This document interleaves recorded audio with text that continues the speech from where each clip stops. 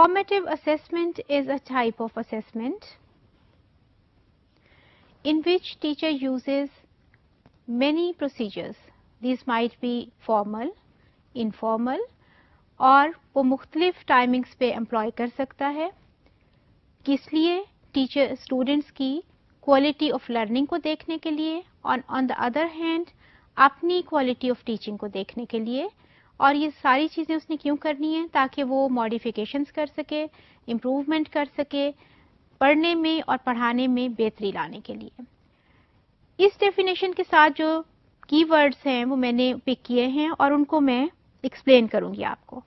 First of all, range of formal and informal activities. देखिए, formal तो आपके test या एग्जाम्स जो होते हैं वो फॉर्मल एक्टिविटीज हैं. आपको पता है कि मेरा टेस्ट होना है, आपको पता है मेरा एग्जाम होना है, उसके लिए आप तैयारी करते हैं. बल्कि एटमॉस्फेयर ही उसके लिए पूरा एक फॉर्मल होता है कि चेयर्स ही आपकी क्लासरूम की एक ऑर्डर में लग जाती हैं, वहां रोल नंबर लिखे होते हैं, आपके पेपर छाप के आ रहे हैं, पेपर डिस्ट्रीब्यूट हो रहा है. ये एक फॉर्मल एक्टिविटी है. इनफॉर्मल जो होती है वो आपके डेली लेक्चर के दौरान भी चलती रहती है. टीचर्स आस्क ऑलवेज, टीचर्स जो हैं पूछते रहते हैं, have you done, how you have done, अच्छा ये समझ आ गई है, ये एग्जाम्पल समझ आई है, ये बात समझ आ रही है जो मैं कर रहा हूं या कर रही हूं. तो ये क्या हो रहा होता है? ये इनफॉर्मल है.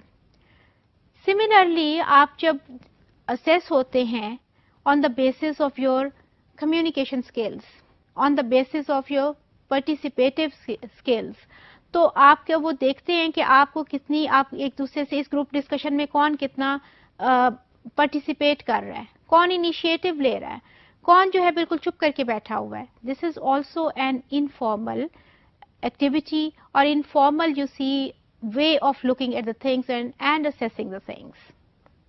लिहाजा range of formal and informal को ध्यान में रखिए कि it's a combination of formal and informal procedures जो कि टीचर आपका एम्प्लॉय कर रहा है एट डिफरेंट टाइमिंग्स. उसका कोई टाइम तो नहीं है ना, आपके मिड टर्म का टाइम है, आपके एनुअल एग्जाम का टाइम है. लेकिन जो इनफॉर्मल है, any time teacher can ask you, वो चैप्टर फिर कैसा रहा, घर जाके पढ़ा था, कितनी समझ आई है, हाउ वाज द एग्जाम्पल, अच्छा वो मटेरियल तो मुश्किल नहीं था. ये तो बिल्कुल इनफॉर्मल है ना, और any time it can be asked.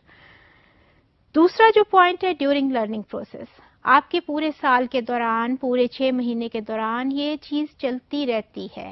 आप देखें टीचर्स कितनी दफा पूछ लेते हैं, आपको समझ आई नहीं आई.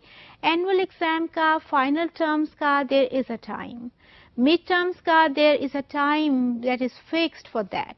लेकिन जो इनफॉर्मल है, फॉर्मेटिव है, उसका कोई टाइम नहीं है. एनी टाइम टीचर आपको पूछ सकता है, देख सकता है. और मेनी टाइम्स वो जरूरी भी नहीं है कि वो आपको पूछे, लेकिन वो अपने तरीके से असेसमेंट आपकी कर रहे होंगे. आपके टीचर वो देख रहे होते हैं कि क्या चीज चल रही है, कैसी चल रही है.